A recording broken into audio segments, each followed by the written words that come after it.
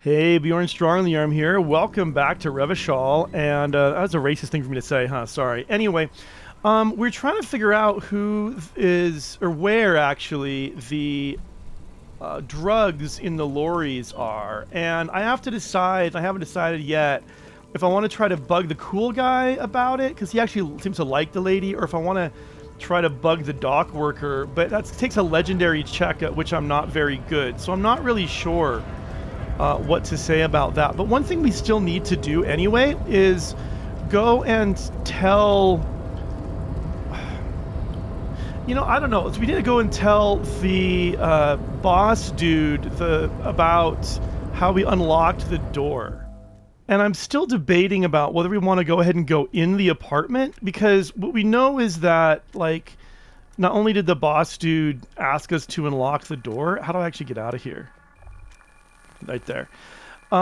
He asked us to unlock the door, but he also said the guy was like a snitch or a squawker or something like that.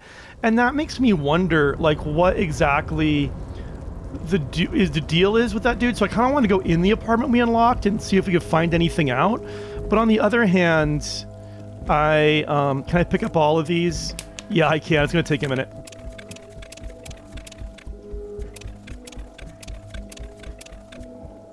Anyway, what I was saying was that, on the other hand, he's already blackmailing me about this gun, and I'm worried that I don't want to give him any more blackmail. Like, if he sees me go in there or something, that could make me even more vulnerable. What is this?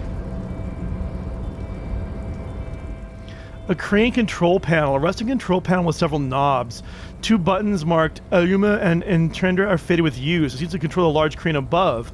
A container is attached to its hook block. On and off. What if I just turn it on?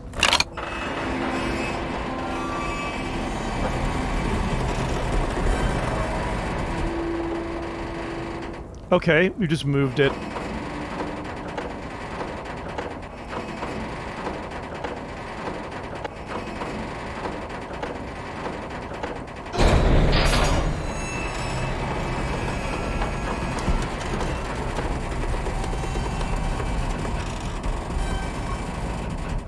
Did I just do a bad thing? With a surprisingly quiet thunk, the crane placed the container down. This crane was built with a purpose which has now been fulfilled, to move this container. What's inside the container? Who can say? All you know is it's special. I can't see how that was worth the ruckus, except for seeing the crane in action, which I admit was satisfying.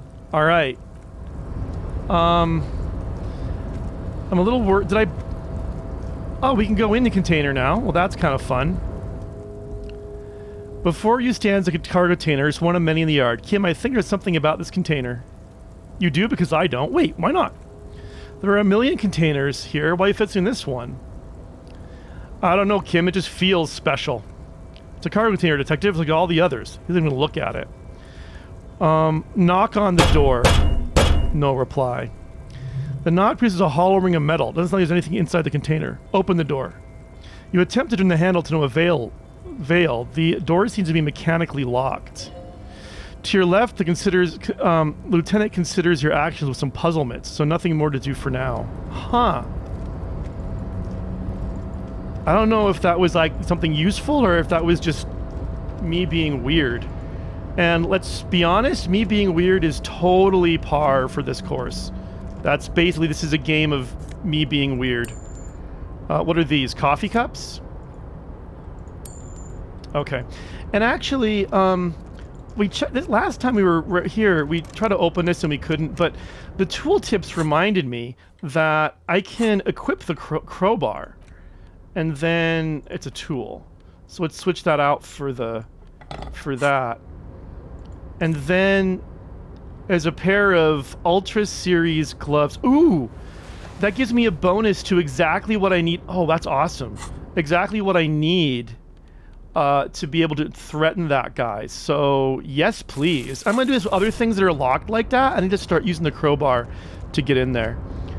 Alright, let's go talk to the dude in here. I hope I have enough spray, because that chair just is going to kick my butt.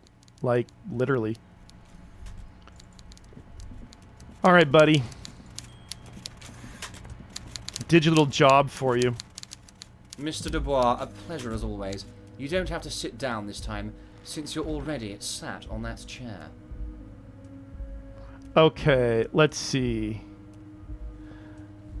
I opened the door you asked me. Can we discuss the murder now? That's really what I want to go. I'm very glad to hear that, Harry, he says with a smile. One question, you didn't actually happen to stumble in and see what's inside the apartment, did you? The deal wasn't for me to go inside, so I didn't. You're right, Harry, you only had to unlock the door. He gives you a clever look. Which you did, so we're all good here. Now let's get down to brass tacks. It's time for men like me and you to figure out who's killed who and why. He pretends to roll up his sleeves. Real police work is going to start happening now. I promise you, Harry, this is going to be good. I've heard about a connection between the lynching and the strike. I'd like to hear what you know about it. By now, I'm sure you figured out who the dead man was working for. The bad guys, Wild Pines, sent to scare us. Another violent measure off the top hats against us flat caps. All right, Everard, I'm listening. Harry, the strike is the culmination of many, many mistakes made by the Wild Pines group. They tried to shut the strike down by sending in armed mercenaries.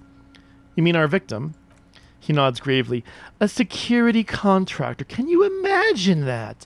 Workers standing in peaceful protest, united in the spirit of fellowship, and they send hired killers to mow us down with machine gun fire. He performs a motion as if spraying bullets from a machine gun. I'm talking beasts, hardened killers from proxy wars in Yisut, Semenine, Samazira, you name it, they've done it. Raping, killing, burning villages, killing little children for the Senorita Pineapple Company, Harry. Everything they did there, they brought over here.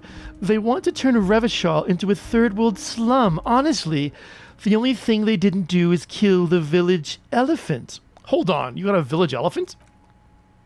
No, Harry, the elephant is metaphorical and so is the village. But the mercs and their brutality are very real. Go on. Now, I haven't personally witnessed the brutalities out there. I have the luxury of staying in my container, you see. If I need to go somewhere, just move my container, he laughs. Wait, to move the container? Yes, I'm an old man, Harry. My legs aren't what they used to be. They lift my office with a big crane. It's actually very fun. You should try it. But enough about me and my fun container. His face turned serious. The killers of the company hired, I think there were 3 of them, all hardened commando types. One of them got downright suicidal, getting drunk, violent, a little rapey. He shakes his head. Even their own negotiator couldn't control him. That's your boy, the one who likes hanging out and trees. By negotiator, you mean Joyce? Harry, he says, ignoring the lieutenant. What you need to realize is, we dock workers are not pushovers. No one thought you were, Everard. We got grit, Harry. This whole neighborhood does. Push us hard enough and we push back. And when we do, he raised his finger, we push to kill. So who exactly did the pushing? There's a militant wing inside the Union, a group of people whose duties don't involve manual labor, but peacekeeping in the neighborhood, making sure everything runs smoothly. That sounds a bit like organized crime. They're like you guys, he nods to you and the lieutenant, idealistic people who want to make sure bad things don't happen. And if they already have, well, punishment must follow. Again, that sounds like organized crime. So these idealists killed our victim? One day, Titus Hardy, leader of this peacekeeping faction, comes up to me and says, Boss, socialist democratic fervor drove us to take it upon ourselves to kill this beast that was burdening the land. He probably worded it differently. But that was the idea. Sure sounded to me like they killed him, he chuckles. I gave them 2 weeks paid leave and told them to lay low to avoid retaliation. Aren't you worried you might arrest them for this? Oh, I'm not at all worried about that. These are not the kind of men who get arrested. They're Martinez boys, tough and gritty. I'd like to see the man who takes them in, he chuckles. Besides, I sent my lawyer girl to look after them. If he's just boasting, it doesn't feel like that to you. He's not worried. How do you know the mercenaries were hired by the shipping company? How do I know? Let me tell you about these people. He slams his fist on the desk. That's their MO. It's what they do. Last winter, some poor workers in Terminal E went on a little strike. The company sent in Sediment, a security contractor. The strike was over the workers' right to wear protective footwear, Harry. These guys turn up and start beating people. Tell you what, Harry, I wouldn't be surprised if we got the same mercenary company after a little rebranding, and I'm sure as hell not surprised to see an army of scabs under my gates. So you believe the scabs were organized by the security contractor? You said it, hell. The fist slams on the desk again. One of those guys looks big enough to take down that proverbial elephant. Boys like that just don't happen to show up during strikes. All right, I'm not going to give him any information. I don't think he doesn't need my help. I'm just going to ask him questions. I'm not giving him info. Although I might tell him about the bullet because that might surprise him. So Everett says, "Sock it to me, Harry. Well, tell me about Titus Hardy and his crew first." "Oh, they're simply fine young men, all 7 of them, exemplary union members, always working to advance their positions in local socialist democratic movement, core members. Old Theo used to run them, but things really kicked into gear when Titus took the reins and named the group after himself." He starts laughing. "Gotta love his initiative." "Interesting. Who's second in command?" "They're almost all of them great guys, born leaders. Whatever happened, I'm sure they only had the best interests of Martinez and Revachol in mind. Work with them, hell, interview them, but don't fight them. They really are just like you. Men who like beer, women, and some order on the streets. I met these Hardys. Can you ask them to cooperate with me?" "But of course, it's the least I can do for my good friend Harry. I'll do it right after we've concluded this talk." You can now go and tell Titus about this, see what he has to say.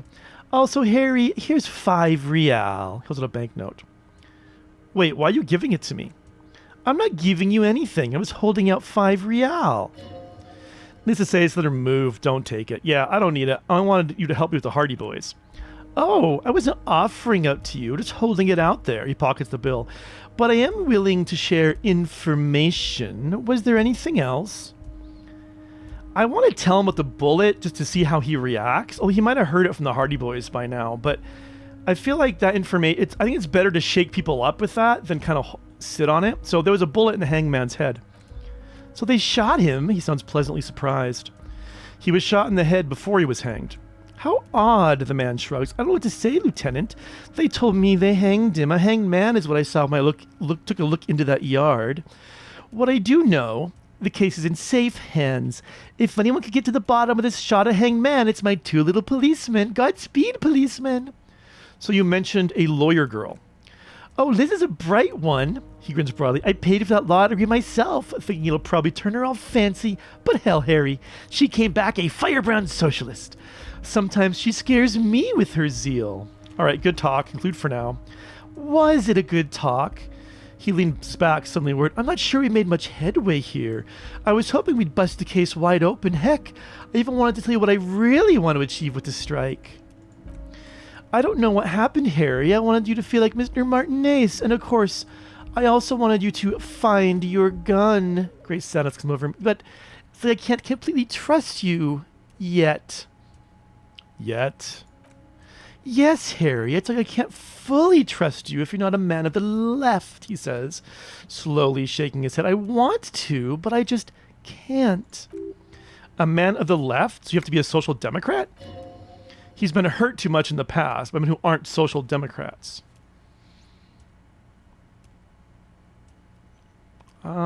What should I tell him? I can tell him that I'm a man of the left. What's that supposed to mean? I'm more left than you are. I think that's probably true because he's only left insofar as it gives him power and authority. I mean, I bet you anything, If he could be like the big boss of a corporation, he would take in a heartbeat. You're saying it, but I don't believe you. You know how it is. Company snitches, agent provocateurs everywhere. I'm barricaded in this fortress of mine. I need to get a message out. Will you help me? And what would this entail, says Kim. Once again, I require nothing unethical or illegal of you. You just need to get 2 little signatures on this piece of paper. He pulls out an envelope and then mail it to my accountant in La Delta. What are the signatures for? I'm glad you asked, Harry. The Union is going to build a modern youth center in Martinaise. He grins broadly. It will be righteous. We're going to get those teenagers off drugs and on roller skates. There's a nameless little street on the coast with some old houses around it. Most people have already signed. I just need 2 more signatures to get this mission off the ground, Harry. What'll happen to the current occupants? They're just going to have to deal with the construction noise for 6 months, and they'll be living like kings, right next to fancy new youth center designed by the best architects from Stella Maris. Is he absolutely sure the tenants won't be thrown out on the streets? Are you 100% sure no one's going to end up homeless? Am I? The big man shakes his head in disbelief. Harry, these people. Martinaise is the most important thing in my life. I would never let anything bad happen to them. We're going to build a youth center there. The value of their properties goes up and kids have a place to play in. You know, I have this suspicion that if you kind of go and look through basically all of the evidence, building youth centers doesn't make property values go up, but whatever. Anyway, I'm looking out for these people, not pulling the rug from under them, Harry. I'm looking out for all of Martinaise, not just the harbor. He does mean it. Kim, what do you think exactly? It depends. I don't think what we got from Mr. Clare is very useful. He studies Everard. But he thinks it's your call. As I said, it weighs on me heavily.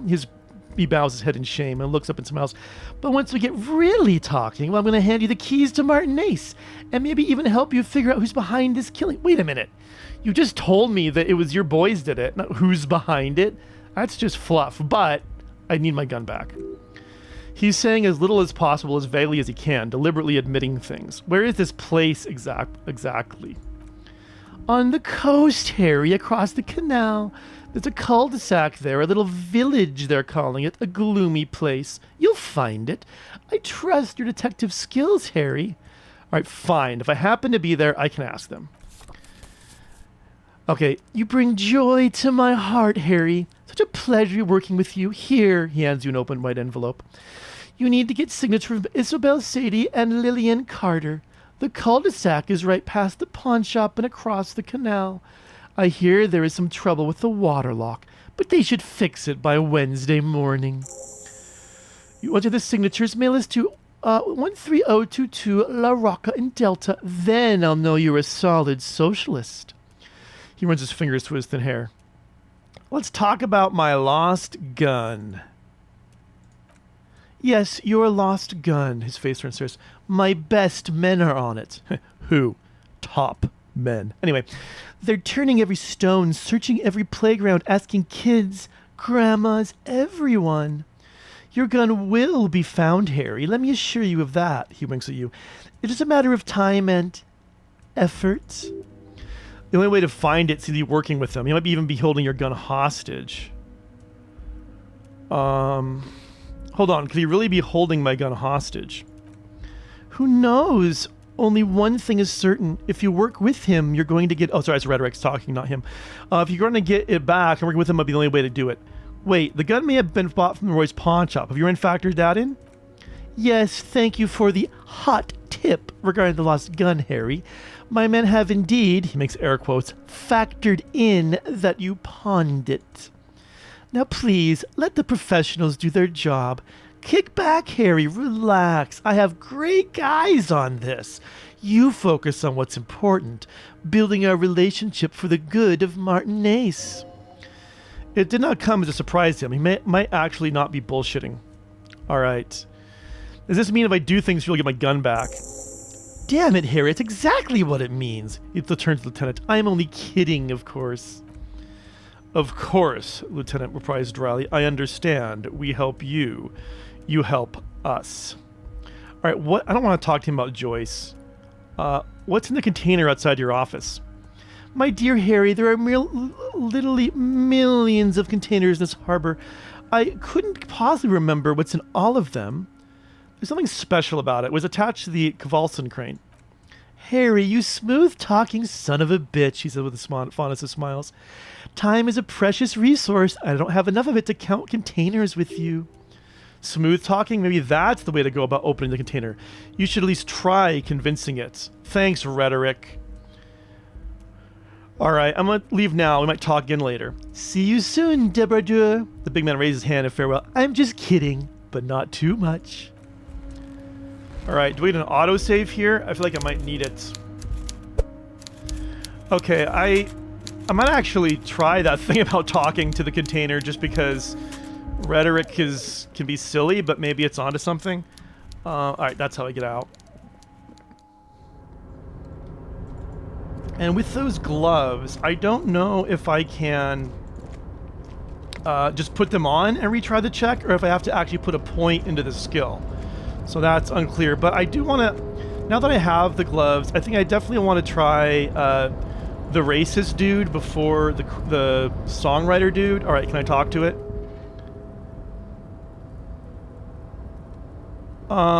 Rhetoric 4, persuade, impossible, persuade the door to open.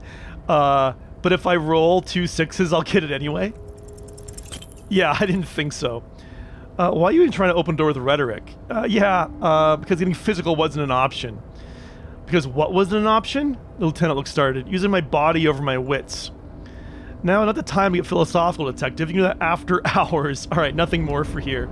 That would have been legendary if it worked. I would have been very happy. We do have a couple of points now, I think. And we could spend one of them for another thought, but I don't really know what other thoughts I want. So, I mean, I might actually want to go aces high. It will probably give me like more information on the political situation, which wouldn't go amiss, but empathy to Kim while researching also seems like really cool. I am really liking Kim, by the way. He's just... This feels like the perfect counterpoint to the complete disaster that is me. Okay, I wonder, can I make that phone call for that lady? I'll pay 10 cents. Let your muscle memory dial a random number? Oh, that's interesting to see if I end up learning something. Your fingers were on the dial pad. 005, that's a dial code for Revachol. 4952, and a moment of hesitation for entering the final number. 993. Calling. Still calling, then. A crackle. Someone picks up. They say, Video Revachol, 24-hour video rental. You rent 8 and 10 millimeter films for home use. This is Lemmy. How may I help you? The voice of a youngster on the other end sounds as enthusiastic as that of a man walking towards the gallows. What is this place? Video Revachol is a 24-hour video rental. We rent 8 and 10 millimeter film for home use. This is Lemmy. Do you know me? No. I meant, what is this place to me? Sir, I don't know. It's a video rental. Maybe you rent videos here? Why did I call you? Maybe you called to extend your rental period. Do you need to extend your rental period? My name is Harry Dubois. Do you have anything on my name? Let me fire up the machine. Keys are being pressed in the background. Dubois. Here we are. You haven't read anything in 5 years, but you still have a copy of Blue Ocean Hell from November 46. Whoosh! Not a fun film, that one. What kind of a film is that? It's not an easy watch, he reads. After the death of his daughter and subsequent divorce, Zymesk immigrant Igdius Wojcik I'm sorry for my terribleness with foreign names. And he tries to come to terms with the onset of dementia. He concludes, no wonder no one's been missing it. Still, it'd be great if you could return it to us. We're in the corner of Voyager in Maine. The call is terminated by the other party. You're left with the discomforting sound of the disconnect tone. That was unexpected and bizarre. Okay. Is there anything in these files now that I can do that I couldn't do before?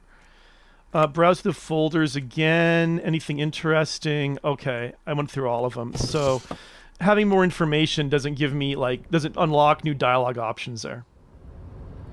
Okay, so one question is, will simply putting on those gloves be enough to re-unlock the check, or do I also have to actually put points into it? Let's start just by putting on those gloves, which +1 to half-light, and make me look tough. Will that be enough? Looking for something, Hunt? Huh? No, it's still locked. So let's go ahead. I will put the only point I have into half-light. I hope I can... If this doesn't work... Looking for something, Hunt? Huh? Then... Coming to tell me to fuck off again? I mean... If this doesn't work, I'm going to have to shake down the other guy. Crap, it didn't work. Alright. Failing the last time was so demoralizing and puzzling, you just can't work up the range anymore. Alright. I'm sorry, dude, but I really need that information on the drugs. Because, let me just check, but yeah, I can't level up into it. Because I don't have any more, like, maybe like one of my thoughts would let me do it or something. But, alright, dude, we're not going to be friends. Sorry. Still here, stuck in this damn jam, my man. Yeah, I changed my mind about your friend, the lady driver. What? He looks up. I told you she's my friend. Please don't make me give her up, detective. Get someone else. There's a ton of drivers here. Oh, man. She's a suspect. I need you to tell me where she is, or I can't finish the investigation. I thought you were a different kind of cop. Something breaks in him as he stares into your eyes. The realization that you've used his friendliness and goodwill for your own ends. Remember, you're doing this for a bigger investigation. This is important. Relax. Ask, where is the lady driver? Here. He takes a key ring from his pocket. Looks at it before giving it to you in silence. The key to a motor lorry. Pretty complex with a chain lock. Then he gives them to you. Her lorry is still here. Down past the statue of Philippe. He waves towards a monument. The cabin is green. You can get in there with these. That's all I know. When did she leave? Last Friday. He blinks. His eyes half empty now. Why'd you have the keys? She left them to me because she trusted me, so I can get it out of the way when the jam breaks loose. Otherwise, he doesn't finish the sentence. The other drivers would tow it or break in to get the machines moving. He nods. If they break in, they would find what's hidden inside, something incriminating?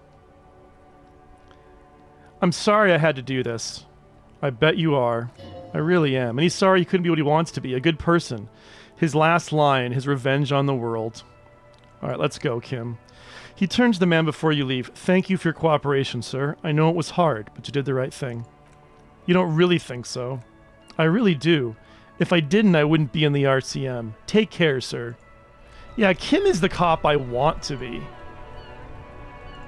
Sorry, dude. I know it sucks. Really sorry. But we gotta break into this lorry. So, green, that would be it. Right there. This green fallen AZ Contemporarian is parked in the shadow of the ruins looming overhead. It's seen better days. This is the one our man pointed to. Lieutenant peeks inside. Try to peek in the window. The glass in this side window is tinted and covered with dust. You can barely make out the shape of a seat and two steering levers. It feels like you're peeking into someone's home residence. Inside it's private, cozy, warm. Dusty too. Try the door handle. It's locked, of course. The handle looks shiny like it's recently replaced. Unlock the door with a key Tommy gave you. You push the key into the lock and turn it. It makes a cracking sound, then the door pops back a few centimeters. You can just open it. The smell of cigarettes and perfume welcomes you. The cabin inside is plastered with old movie posters. Actresses smile from the walls. There's a radio transmitter in the front and a toolbox tucked under the driver's seat. Some tools lie scattered near the pedals. Admire the posters? These are forgotten movie posters featuring starlets from long-forgotten films, from the 20s to teens, even the 90s of the last century. One of them particularly catches your eye, a centerfold of an ingenue attached right above the back seat. There's definitely perfume in the air. It's spicy with a hint of ambrette wafting through the bitter air of the cabin. Stop and wonder, what's that smell? The remnants of a sweet juniper-scented perfume, probably Granette number 5. Study the centerfold? The actress is draped in a sheath dress, one of her shoulders bared. The faded remains of an autograph run across the poster. She's looking past the camera. A feeling of tenderness washes over you, a longing even, perhaps, and gentle tragedy. This is Tipe Tione, a starlet from the dawn of cinematography, less known for her talent than her tragic, untimely death. What happened to her? She wasted away in a drug den called the Door to the River, not far from here on Boogie Street. A mixture of cocaine and morphine. She was afraid of the world, and the camera too. Enough of the posters. The actress and the rare actor all smile you a warm goodbye. A radio transmitter attached to the dashboard, a toolbox under the driver's seat. So examine the radio. The frequency dial is absent. It requires a key to work, but the key's been removed, likely by the missing lady driver. Kim leans closer to the radio and hums. Strange. There are so many radio stations saved here. Must be over 100 at least. It has to be an advanced model to fit so many frequencies next to each other without blending them together. Is there anything we can do with the radio? It doesn't look like it. It's completely inoperable as a dial key. Why would anyone need so many radio stations? For contacting an entire fleet of lorrymen, for example. He flicks a switch on the radio. This is all shortwave, UW and UKV. Looks like we're dealing with an impressive organizational tool, the nerve center of a huge operation with quite the range, too. A 20-kilometer radius at least, perhaps extended by an attachable antenna not here right now. So what else is there? The smell of 1,000 cigarettes, some dead actresses, and a rusty old toolbox under the seat. Check the pedals. You wedge yourself under the steering wheel to get a better look. Seems like a few tools lying around here. A hammer, a pair of pliers, a rusty wrench have been casually thrown there by the disorganized driver. I wonder if she's the one who was in the hanging spot. But one odd detail does catch your eye. A piece of sandpaper has been glued to the throttle. Oh, yeah. Sandpaper adds extra grip. Looks like the driver has glued a piece of sandpaper to the throttle to offer some extra grip. That would totally rub down the pattern, which he says. The sandpaper would also rub off the pattern from the driver's right boot sole. Yes, he likes where this is going. Do the honors, he thinks. Connect it yourself. One of the footprints at the crime scene had the aberration. One sole was smoother than the other. Which means the missing lady driver was present at the lynching. The lieutenant's eyes light up behind his prescription lens. Wait, the missing 8th Hardy here? Looks like her, yes. And she's also the one running the drugs trade. What a handful. Now we know for certain who's the missing 8th person of the lynching. Do you think the Hardy boy and his boys could be also involved in the drug operation? I mean, they definitely could have been. It would fit like this. It would fit with what Joyce told us, but I don't want to make any assumptions because they could be involved, but they might not be. Understood. We should still go and see what Titus has got to say on the matter. He writes something down in his little notebook. Are we finished with the lorry? No. Pull the pull-out toolbox. A metallic drawer slides off in the seat. It's empty except for a folded newspaper. So unfold the newspaper. It's an issue of Periferique from, however you say that, from last Wednesday. A piece of paper falls out from its pages. Pick up the note. It looks like an article ripped out from a radio enthusiast magazine. Complex mathematical equations explain the basics of something called the ULAN frequency system. Lieutenant leans over your shoulder to examine the note. The ULAN frequency system, I never heard of that before. I know of FM, AM, UKV, but his thought trails off. Push into toolbox. The pull-out toolbox slides back into its nest. The rest is as it was. Radios, posters, a trace of motor oil smell under all the cigarettes. Close the door. You close the rusty old lorry door. Great, I think we got everything. A word detective? He steps away from the lorry. Before we return to Joyce? Yeah, let's chat. All right, we've finished here. Let's quickly debrief and go over what we found. Let's do So that. we don't do it in front of the company rep. Yeah, let's do that. Sounds like something the police would do. What do you think of all this, Kim? Honestly, I'm quite worried about what we've seen so far. The evidence seems to point to a rather extensive and well-organized operation. I'm especially intrigued by that radio transmitter, particularly the sheer number of stations it can connect. Looks like this alleged drug trade casts a wide net. This means it's well-funded. Technology like that, a major player must be financing it. I'm not sure what the ULAN frequencies are all about, but they may hold some significance. Perhaps it's a better way to connect between fleets while avoiding frequency bleeds. Maybe it's used to tap into RCM networks. And last but not least, it looks like the Hardy Boys knew this driver, as we know that she was present at the lynching. This may be the unique connection we've been searching for. The probe and the case converge, he thinks. This was quite defined. What about the movie posters? How do they factor into all this? It's a dumb question, but I'm going to ask it. I think the answer is that you're going to fall for this girl, because that's how noir detective series work. By you, I mean me. As elegant as they are, I don't think they're relevant to the drug trade. A lot of women there, especially for a lady driver's cabin. Yes, well, doesn't say more. Of course, unimportant. So it turns out this is connected to the Union. Like Joyce told us, yes, logistically, but don't expect to bust this open during our stay here. At best, this is an angle we can use against them to other ends, as extra ammunition. Will the RCM open an investigation into this? We shall return to the murder case, see what Joyce tells us about the lynching. When we're done for the day, I'll call my station and suggest our narcotics department look into it. There are more than enough grounds to start an official investigation sometime later when we're done here. We do not want to get caught in that. He stops to think. What are you thinking? The fact that one hasn't started already gives me pause. An investigation, I mean. Especially if the Madre grouping is involved. And I can't imagine they aren't. It's certainly worrisome. So corruption are there RCM corruptions here? He nods. All the same, I don't like the idea of internal affairs descending on the matter. That won't help anyone either. Okay, debrief over? Debrief over, he nods. After you. All right. Well, we have learned a lot. So we need to go we should talk to the Hardy Boys about the drug trade and then go back and talk to Joyce and we can get some information on her. And then what time is it right now? It is 1919. That should probably take us a little further into being able to go see the smoker on the balcony. Which is really important. I don't know if any of the rest of these... and I can also ask more questions for my reality lowdown, which is really important. Oh, and then after hours, we can listen to the... yeah, we'll listen to... Maybe we should listen to this before talking to Joyce, so we have a bit more ammo. So that's what I'm feeling right now. But I think we'll take a little break right here. One thing I should do when I start back up is probably go sell some of more of my many, they don't even list here, my many bottles that make me money, because I have $15. I'm actually, I forget how that's because I got that one dude to give me money. The investment dude. But anyway, that is all for today. So thank you so much for watching. I'll see you soon.